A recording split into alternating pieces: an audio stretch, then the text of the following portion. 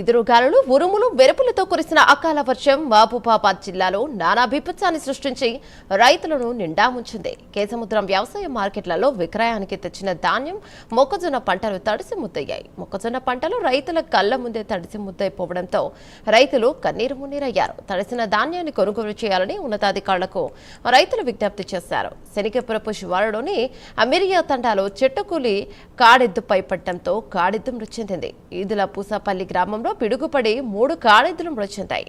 మాన్కోట పట్టణంలో వర్షధాటికి రేకుల షెడ్డు కూలిపోయి వస్త్రాల దుకాణం ధ్వంసమై రహదారిపై పడడంతో రాకపోకలు స్తంభించాయి.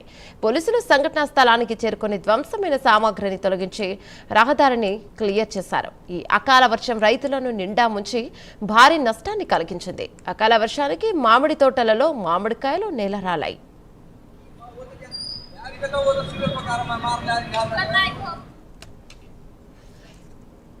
వాటికి 17 రోజులైంది. అయినా కూడా డబ్బులు ఇచ్చినాం కూడా ఆయన నిన్న కూడా కాట చేయమంటే చేయకుండా షెడ్యూల్ చేస్తాను వాళ్ళ దగ్గర డబ్బులు తీసుకొని.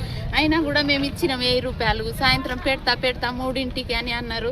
అయినా పెట్టకుండా వాళ్ళే పెట్టిపోయినరు. వాళ్ళే అమ్మాలి వాళ్ళకి ఇచ్చిన. ఎన్ని బస్తాలు తీసుకొచ్చినాడు? మాది 180 బస్తాలు. 17 రోజులైంది. ఇలా సండే పెట్టమని అన్నారు కూడా. అయినా కూడా వాళ్ళ నిన్న వచ్చినవి పెట్టిండ్రు. సండే పెట్టమమ్మా మండే రమ్మన్నారు. అయితే మేము వేరే పని చూసుకున్నాం చేనులో. అయితే వచ్చేసరికి వర్షం పడి మొత్తం నీళ్ళు ఆగమైనాయి. నిన్న మొన్న వచ్చినాయి డబ్బులు తీసుకుంటాండ్రు పెడతాండ్రు. మేము డబ్బులు ఇచ్చినా కూడా మావి పెట్టట్లే.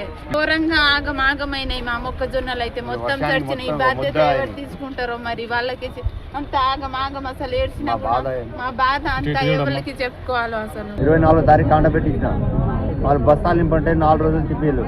3000 4000 కింద ఉన్నదమ్మా పెట్టండి మీరు బస్తాలు నింపండి అంటే మాకు 3000 4000 అని బస్తాలు నింపండి చెప్పారు.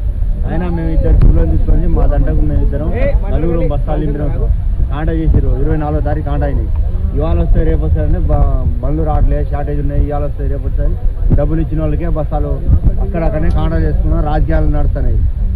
మా బాధలు ఎవరు పట్టుకుంటలేరు. వస్తున్నాం పోతున్నాం. అటు ధాన్యం అటు కోపించాం. మేము రైతు ఆ ఇంటి పనులు చూసుకోవాలా, ఇక్కడ చూసుకోవాలా, ఏం చేయాలి. ఇప్పుడు తడిచినాయి మొత్తం ముద్ద ధాన్యాలు అయినాయి. ఈ గవర్నమెంట్ భరించుకోవాలి. మా ధాన్యం కొనాలి.